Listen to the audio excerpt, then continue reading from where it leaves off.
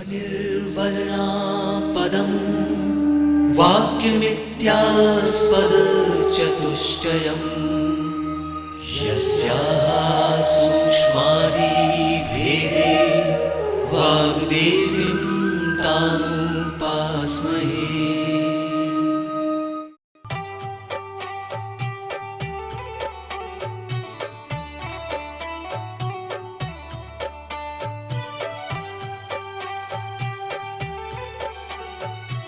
नमस्कार सभी को। आज की इस वीडियो में हम देखेंगे कि डेटाबेस एडमिनिस्ट्रेशन क्या होता है, यानी कि डीबीए क्या होता है, उसके डिफरेंट यूज़र्स कौन कौन से होते हैं, डेटा डिक्शनरी क्या होती है और सिस्टम आर्किटेक्चर क्या होता है। तो ये जो रूपरेखा मैंने बताई, ये आज की वीडियो की रूपरेखा रहेगी। इसके बारे में हम बात करेंगे आपसे। तो जैसा कि मैंने पहले बताया था कि डेटाबेस क्या होता है, उसमें कौन से मॉडल्स होते हैं, ये हम सब समझ चुके हैं। लेकिन क्या होता है कि डेटाबेस से जो इंटरेक्शन करने के लिए वो कोई ह्यूमन बीइंग ही चाहिए। डेटाबेस कोई अपने आप तो चलेगा नहीं, चाहे हम टेबल बना लें, चाहे हम डेटा मॉडल बना लें, कुछ भी कर लें। तो डेटाबेस एक बेसिकली सॉफ्टवेयर होता है। अब जब सॉफ्टवेयर होता है तो उनको इंटरेक्ट करने के लिए ह्यूमन चाहिए। तो आज हम इस वीडियो में देखेंगे कि वो सब ह्यूमन एक जैसे होते हैं कि अलग-अलग होते हैं। ह्यूमन एक जैसे होने का मतलब है कि क्या सबको एक ही काम दिया जाता है या अलग-अलग काम दिया जाता है। तो देखिए, सबसे पहले अगर आप कोई भी डेटाबेस की बात करें, चाहे एक्सेस ले लें, ओरेकल ले लें, एसक्यूएल सर्वर ले लें, इंग्रेस ले लें, कोई सा दुनिया का सॉफ्टवेयर ले लें डेटाबेस का, उसमें 3 लेयर होती हैं, या यूँ कह लें कि 3 लेयर पे काम होते हैं, या यूँ कह लें कि 3 कैटेगरी के लोग काम करते हैं। सबसे पहले आपने देखा होगा यूज़र होता है। यूज़र के ऊपर होता है डीबीए और डीबीए के ऊपर होता है आर्किटेक्चर। अगर हम इसको एक एग्ज़ाम्पल से समझें, जैसे रेलवे के पास हम जाते हैं, तो रेल में क्या होता है, टिकट बनते हैं काउंटर से, तो वो कौन बनाता है? ऑपरेटर बनाता है, जिसको कि हम यूज़र कहते हैं। उसके ऊपर जो होता है वो ईडीपी मैनेजर होता है, जो वो ध्यान रखता है कि सब प्रॉपर टिकट प्रॉपर बन रहे हैं कि नहीं। वो जो मैनेजर होता है उसको हम बोलते हैं डीबीए बोलते हैं, डेटाबेस एडमिनिस्ट्रेटर रहता है। और जो जो भी आपका शहर है वो किसी पर्टिकुलर सर्वर से जुड़ा होता है, चाहे वो दिल्ली के सर्वर से जुड़ा हो, चाहे वो आपके बॉम्बे के सर्वर से जुड़ा हो, तो वो कहलाता है हमारा सिस्टम आर्किटेक्ट। तो कोई भी सॉफ्टवेयर हो, कोई भी डेटाबेस हो, ये 3 लेयर में काम होता है। अब जब ये 3 लेयर में काम होता है तो उनकी रिस्पॉन्सिबिलिटीज़ भी अलग-अलग होती होंगी। वो क्या काम करते होंगे, वो सबकी अलग-अलग रिस्पॉन्सिबिलिटी होंगी। इस वीडियो में हम उसको सबको देखने वाले हैं। तो सबसे पहले हम बात करते हैं डेटाबेस एडमिनिस्ट्रेटर जो होता है, जो कि डेटाबेस एडमिनिस्ट्रेशन का काम करता है, उसका क्या काम होता है। तो सबसे पहले हम देख लेते हैं डेटाबेस एडमिनिस्ट्रेशन क्या होता है। तो database administration is the function of managing and maintaining database management system software maintaining dBA software. ठीक है? तो मतलब जो भी उसका जो मैनेजर होता है, जहाँ पे उसके अंडर में बहुत सारे ऑपरेटर रहते हैं, जैसा कि मैंने आपको रेलवे रिजर्वेशन का एग्जांपल लेके बताया। तो मैं ये एग्जांपल भी आपको साथ लेते हुए चलूँगा, ताकि आप ये समझ सकें जो मैं आपको थियोरेटिकल समझा रहा हूँ वो प्रैक्टिकली किस तरीके से इम्प्लीमेंट होता है। तो अब इसमें हम आपको रेलवे का एक एग्जाम्पल भी बताते चलेंगे, ताकि उस जगह, ये सब जगह होता है, चाहे आप बैंक का एग्जाम्पल ले लें उसमें भी एप्लीकेबल होगा, लेकिन फ़िलहाल के लिए मैं आपको रेलवे का एग्जाम्पल लेके बताता हूँ। तो जैसे सबसे पहले जो वहाँ पे मैनेजर होता है वो कहलाता है डीबीए। अब उसकी कौन-कौन सी रिस्पॉन्सिबिलिटी होगी? उसकी रिस्पॉन्सिबिलिटी होगी इंस्टॉलेशन करना है, कॉन्फ़िगरेशन करना है, अपग्रेडिंग ऑफ डेटाबेस सर्वर करना है, सॉफ्टवेयर एंड रिलेटेड प्रोडक्ट करना है, ठीक है? इसके अलावा इवैल्यूएट डेटाबेस फीचर्स क्या है, कि डेटाबेस के अंदर कौन-कौन से फीचर्स चाहिए, वो होता है। डेटाबेस रिलेटेड प्रोडक्ट क्या है, ये अब करना होता है। Establish and maintain sound backup and recovery policy and procedure, ये होता है कि जैसे आपने कोई, मान लीजिए, टिकट को आपने कैंसिल कराया तो उसकी क्या पॉलिसी होगी, अगर आपने कोई कंसेशन लिया है तो उसकी क्या पॉलिसी होगी, या आप कोई टिकट लेने जाते हैं तो उसमें लेडीज़ कोटा कितना होगा, हैंडीकैप्ड कोटा कितना होगा, कितनी सीट्स होंगी, ये सब वो मैनेजर करता है जो पर्टिकुलर किसी भी सेंटर पे होता है। तो उस मैनेजर को हम बोलते हैं डीबीए। तो उसी डीबीए की हम आपको ये सब रिस्पॉन्सिबिलिटी बता रहे हैं, जो कि डेटाबेस एडमिनिस्ट्रेशन का काम भी करता है। इसके बाद और क्या काम करता है डीबीए? वो करता है टेकअप ऑफ डेटाबेस डिज़ाइन करता है, इम्प्लीमेंट करता है, implement the maintain database security करता है, database tuning and perform monitoring करता है। ये सब वो मैनेजर का ही काम होता है जो वहाँ पे करता है। इसके अलावा वो करेगा एप्लीकेशन ट्यूनिंग करेगा, परफॉर्मेंस मॉनिटरिंग कर रहा है कि टिकट जल्दी बन रहे हैं कि नहीं, ऐसा तो नहीं है कि टिकट बनने में ज़्यादा टाइम लग रहा है, तो वो उसकी मॉनिटरिंग कर सकता है, सेटअप कर सकता है, मेंटेन डॉक्यूमेंटेशन स्टैंडर्ड कर सकता है कि टिकट उसके बराबर से आ रहे हैं कि नहीं, प्लान ग्रोथ चेंजेस कर सकता है, 24/7 जो सपोर्ट है वो कर सकता है, जनरल टेक्निकल ट्रबल शूटिंग होती है वो कर सकता है, और उसमें अगर कोई प्रॉब्लम आ रही है तो उसकी रिकवरी कर सकता है। ठीक है? तो ये जो सारे काम होते हैं वो सब काम जो होते हैं हमारे डीबीए के काम होते हैं, जो कि डेटाबेस एडमिनिस्ट्रेशन करता है। मतलब जो भी काम है, जो भी हमारा एडमिनिस्ट्रेशन है, वो सब काम वो है अपना मैनेजर ही करता है। अब हम देख लेते हैं ऑपरेटर के बारे में। अब ऑपरेटर को क्या बोलते हैं हम? ऑपरेटर को बोलेंगे डेटाबेस यूज़र, जो सब बिल्कुल ही बेसिक लेवल पे होता है। जो आपकी खिड़की में आप टिकट बनवाने जाते हैं तो वहाँ पर जो आपको टिकट बनाकर देता है वो कहलाता है यूज़र, डेटाबेस यूज़र, जिसको कि अपनी नॉर्मल भाषा में अपन बोल सकते हैं कि भाई ऑपरेटर लेवल पे जो काम होते हैं उसको हम टेक्निकली बोलते हैं डेटाबेस यूज़र क्या होते हैं। अब वो क्या क्या काम कर सकता है? वो सिस्टम एनालिस्ट का काम कर सकता है, जो एनालाइज़ करेगा, रिक्वायरमेंट देखेगा, कोई प्रॉब्लम तो नहीं है वो देखेगा। इसके बाद कुछ यूज़र ऐसे होंगे जो सोफिस्टिकेटेड यूज़र कहलाते हैं, जो बहुत ही इंजीनियर वगैरह होते हैं, साइंटिस्ट होते हैं, बिजनेस एनालिस्ट होते हैं, ये सोफिस्टिकेटेड यूज़र की कैटेगरी में आते हैं।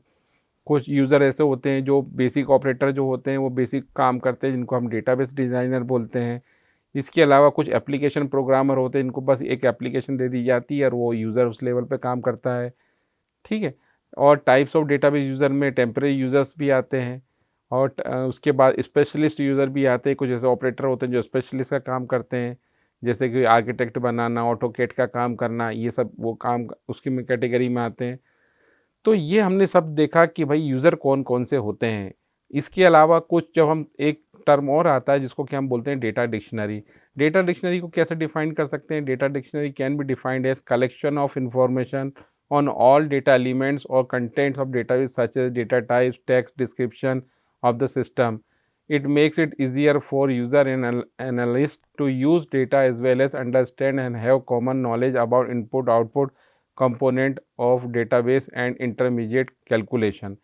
यानी डेटा डिक्शनरी एक ऐसा पार्ट होता है। देखिए, जब हम कोई सॉफ्टवेयर बनाते हैं या सॉफ्टवेयर में कोई अपडेशन करते हैं या मेंटेन करते हैं तो हम पूरा वर्ड नहीं लिखते हैं उसके अंदर। जैसे मैंने सपोज़ करो कोई एम्प्लॉई नंबर है, अगर मेरे को कोई अपडेशन करना है, एम्प्लॉई नंबर है, तो उसके लिए मैंने लिख दिया EN।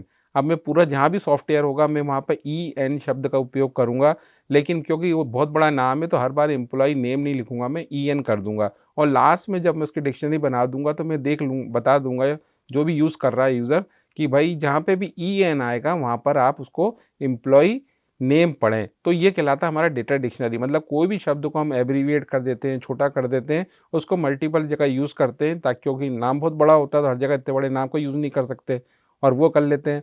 साथ में उसमें ये भी बता देते हैं कि भाई कैरेक्टर टाइप का है कि न्यूमेरिक टाइप का है, ये इसके अंदर ये जो हमने बनाया हुआ ई नेम उसके अंदर कौन सी वैल्यू जाएगी, ये सब हम उसका डिस्क्रिप्शन जो होता है वो डेटा डिक्शनरी होता है। जैसे आपकी इंग्लिश की डिक्शनरी होती है, उसमें आप क्या करते हैं, कोई नाम आता है, नाम देखने के बाद अगर आपको उसका पूरा डिस्क्रिप्शन चाहिए तो वो पूरा उसमें कि भाई ये वर्ड है, वो एडजेक्टिव है कि नाउन है, प्रोनाउन है, उसके लिए आपको डिक्शनरी होता है। इसी तरीके से कोई सॉफ्टवेयर जब हम अपडेट करते हैं, मेंटेन करते हैं या किसी तरह के अल्टर करते हैं तो उसमें छोटे छोटे नाम लिए जाते हैं। तो उसका क्या होता है कि इसका पूरा नाम क्या है, ये वेरिएबल टाइप का कौन से वेरिएबल टाइप का है, नंबर है, कैरेक्टर है, डेट है, बुलियन है, कौन सा है, उसकी लेंथ कितनी है, तो उस वर्ड के बारे में पूरा डिस्क्रिप्शन बताता है। ये जो डिस्क्रिप्शन होता है वो हमारा डेटा डिक्शनरी में होता है। जैसे कि मैंने अगर आप यहाँ पे आ रहा है सामने कि जैसे एम्प्लॉय आईडी है, फुल नेम है, डेट ऑफ बर्थ है, फ़ोन नंबर है, तो उसका डेटा टाइप क्या होगा, फील्ड साइज़ क्या होगा, उसके बारे में डिस्क्रिप्शन क्या होगा, ये सब चीज़ें जो होती हैं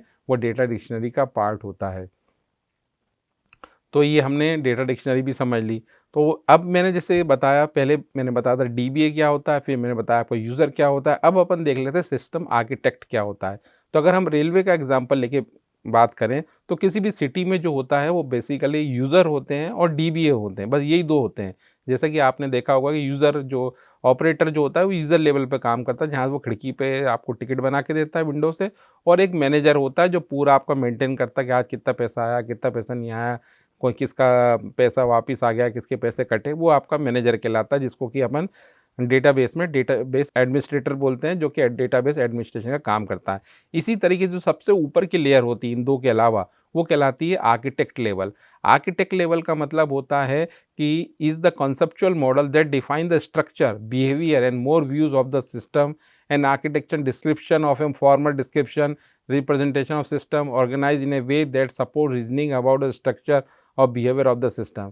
यानी कि अगर हम ये बोलने लगे कि आर्किटेक्चर लेवल ये होगा कि भाई कोई गवर्नमेंट की पॉलिसी आती है या कोई टेक्निकल बहुत बड़ी चीज़ आती है कि भाई आपका जो अभी रेलवे का काम हो रहा है उस सर्वर पे चल रहा है, उसके पहले दूसरा सर्वर बनाना है या एक सर्वर से दूसरे सर्वर पे ले जाना है, या गवर्नमेंट की बहुत बड़ी पॉलिसी है, कोई चीज़ें हैं उनको जोड़ना है, घटाना है, या पूरा पूरा वेबसाइट ही चेंज करना है, तो जो आर्किटेक्चर लेवल पे जो काम होता है वो आर्किटेक्ट करता है। इसके अलावा इसमें कह सकते हैं कि system architect can consist of system component and subsystem development that will work together to implement overall system. There have been efforts to formalize languages descriptions architecture collectively, these are called architecture description language। यानी कि ये database के architecture level पे काम करता है। अब architecture level पे क्या होता है, सबसे पहले हमें ये समझना होगा। आर्किटेक्चर लेवल का मतलब होता है जब भी कोई डेटाबेस होता है तो उसके अंदर बहुत सारी फाइलें होती हैं जिससे मिलके कि वो डेटाबेस बनता है। अब कौन कौन सी फाइलें होती हैं, जैसे लॉग फाइल होगी, रीडो फाइल होगी, हिस्ट्री फाइल होगी, पैरेलल फाइल होगी, ऐसी बहुत बफर होगी, ऐसे बहुत सारी, कितने बजे खुलेगा कितने बजे बंद होगा, उसका जो पूरी पॉलिसी मेकिंग होती है वो पूरी जो आर्किटेक्चर लेवल होता है उस लेवल पे वो काम करेगा कि इसमें आप कितना स्कीमा बना सकते हो, कितने सब स्कीमा बना सकते हो, उसकी रनिंग टाइम क्या होगा, उसके लेटेंसी टाइम क्या होगा, इसका सीक टाइम क्या होगा, ये सब आर्किटेक्चर लेवल पे कहलाता है डेटाबेस। तो ये सब कौन करता है, आर्किटेक्ट करता है, या रेलवे की अगर भाषा में कहें तो सर्वर होता है। जैसे कई बार बोला जाता है कि भाई ये पर्टिकुलर स्टेशन दिल्ली के स्टेशन से जुड़ा है, कि बॉम्बे के स्टेशन से जुड़ा है, कि चेन्नई के स्टेशन से जुड़ा है, तो ये सब अलग अलग सर्वर होते हैं, जहाँ सर्वर पर उनका आर्किटेक्चर होता है, उससे वो चीज़ें जुड़ती है। अब हमने आर्किटेक्चर देखा, तो आर्किटेक्चर बेसिकली होता क्या है, अगर हम उसके बारे में बात करें तो आर्किटेक्चर हम 3 कैटेगरी में बांट सकते हैं कि 1 टायर आर्किटेक्चर हो सकता है, 2 टायर आर्किटेक्चर हो सकता है और 3 टायर आर्किटेक्चर हो सकता है। अब 1 टायर आर्किटेक्चर क्या हो सकता है, 1 टायर आर्किटेक्चर मतलब मैंने ऐसा कोई डेटाबेस बनाया जो सिर्फ उसी पे चलता है, मतलब यूज़र भी उसी पे होगा, मैनेजर भी उसी पे होगा, आर्किटेक्ट भी उसी पे होगा, सब कोई उसी पे होगा, मतलब उसमें डेटाबेस इधर से उधर नहीं जाएगा। आपका जो कर रहे हैं वो स्टैंड अलोन आपके कंप्यूटर पर एक ही जगह पे वो काम होगा, तो वो कहलाता है 1 टायर आर्किटेक्चर।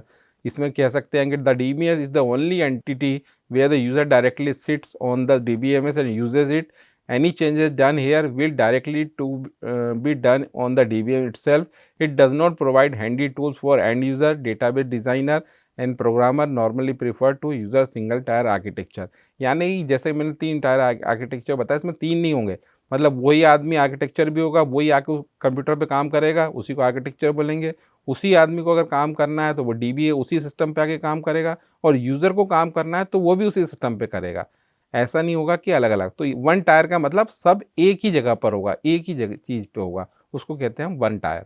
अब 2 टायर आर्किटेक्चर क्या कहलाता है, 2 टायर आर्किटेक्चर जैसे क्लाइंट सर्वर बोलते हैं, कि भाई एक सर्वर है और बहुत सारे क्लाइंट हैं, तो उसमें सर्वर जो होता है उन सारे क्लाइंट्स को कंट्रोल करता है कि भाई किसको क्या एक्सेस देना है, क्या प्रिविलेज देना है, क्या रिवोक करना है, कैसे शेयरिंग करना है, ये सब सर्वर बताता है। किसको बताता है, क्लाइंट्स को बताता है। तो ये सिर्फ 2 लेवल पे होता है, मतलब एक सर्वर होगा, एक क्लाइंट होगा।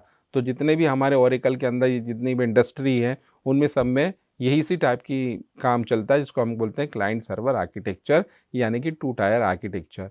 इसके अलावा एक होता है 3 टायर आर्किटेक्चर। 3 टायर आर्किटेक्चर कौन सा होता है, जैसे हमारी वेबसाइट पे होता है। वेबसाइट में क्या होता है, एक सर्वर अलग होता है, एक क्लाइंट अलग होता है, और बीच में एक सर्वर और होता है। वो सर्वर हो सकता है कि आपका डेटाबेस सर्वर हो, वो हो सकता है आपका प्रोसेसर सर्वर हो, वो हो सकता है आपका स्पीड अप सर्वर हो, वो हो सकता है आपका पैरेलल सर्वर हो। मतलब 3 लेयर पे काम होता है। एक सर्वर पे जो टॉप पे रहता है वहाँ पे परमानेंट काम होता है। एक जो होता है, जो काम आदमी उस पर्टिकुलर जगह पे कर रहा है वो कहलाता है यूज़र लेवल पे काम हो रहा है। और एक बीच में होता है जो कि सर्वर और क्लाइंट के बीच में बैलेंसिंग का काम करता है। मान लीजिए डेटाबेस ज़्यादा है तो वो एक के साथ दूसरे सर्वर को जोड़ लेगा, कम है तो 2 से 1 हो जाएगा, अगर प्रोसेसिंग है वो हो जाएगा, अगर आपके कैलकुलेशन कुछ ज़्यादा है तो वो सर्वर एक्टिव हो जाएगा। मतलब टास्क के हिसाब से कितने बीच के सर्वर एक्टिव होंगे या नहीं होंगे, वो वाला टास्क काम करता है। तो इसको हम बोलते हैं 3 टायर आर्किटेक्चर। जितनी भी हमारी वेबसाइट्स हैं वो सब इसी कॉन्सेप्ट पे काम करती हैं, 3 टायर आर्किटेक्चर में। तो उम्मीद करता हूँ ये वीडियो आपको अच्छा समझ में आया होगा, जिसमें हमने आपको बताया कि डेटा डिक्शनरी क्या होती है, उसमें कैसे यूज़ करते हैं, और कोई भी डेटाबेस होते हैं वो 3 लेवल पे काम करता है। यूज़र लेवल पे होता है, एक होता है डीबीए लेवल पर होता है, और एक होता है आर्किटेक्ट लेवल पे। तो उम्मीद करता हूँ ये आपको अच्छे से समझ में आया होगा। अगर आप इसमें थियोरेटिकल क्वेश्चन बात करें तो थियोरेटिकल क्वेश्चन ऐसे बन सकते हैं कि भाई सिस्टम आर्किटेक्चर बताइए। ऐसा क्वेश्चन बन सकता है कि डीबीए क्या होती है, उसकी रिस्पॉन्सिबिलिटीज़ क्या होती हैं, उसके बारे में आप बताइए। यूज़र कितने टाइप के होते हैं वो बताइए, या डेटा डिक्शनरी के बारे में अगर आपसे पूछा जा रहा है तो ये पूछ सकते हैं कि भाई वो डेटा डिक्शनरी पर आप एक शॉर्ट नोट लिखिए और उससे आप क्या समझते हैं। ये तो हो गया आपका थियोरेटिकल क्वेश्चन। हम ऑब्जेक्टिव टाइप की बात करेंगे, ऑब्जेक्टिव में किस टाइप के क्वेश्चन बनते हैं। तो ऑब्जेक्टिव के क्वेश्चन ऐसे बन सकते हैं कि एक पर्टिकुलर काम दे दिया कि भाई रेलवे का टिकट बनाना किसकी जवाबदारी है, वो आपका यूज़र की जवाबदारी है, डीबीए की है कि आर्किटेक्ट की है। कहीं या फिर आपसे ये पूछ लिया जाएगा कि अच्छा बताइए डेली बैकअप लेना किसकी जवाबदारी है, डीबीए की है कि यूज़र की है कि आर्किटेक्ट की है। या फिर ये पूछ लिया जाएगा कि एक साथ 10 यूज़र काम करते हैं, 20 यूज़र काम करते हैं, ये डीबीए करेगा कि आर्किटेक्ट करेगा। तो ये आपको पता होना चाहिए। तो यही इस वीडियो का मकसद था कि आप इसको आर्किटेक्चर को अच्छे से समझें, हर इसके छोटे से छोटे पॉइंट को अच्छे से समझ जाएँ और डेटा डिक्शनरी क्या होती है वो आपको बिल्कुल क्लियर हो। तो उम्मीद करता हूँ ये वीडियो आपको अच्छे से समझ में आया होगा, आपके कॉन्सेप्ट क्लियर होंगे, इसमें से क्वेश्चन डेफिनेटली आते हैं। तो आज की इस वीडियो में इतना ही, फिर किसी और वीडियो में आपको नेक्स्ट टॉपिक में हम बात करेंगे। तब तक के लिए थैंक यू, धन्यवाद एंड नमस्कार।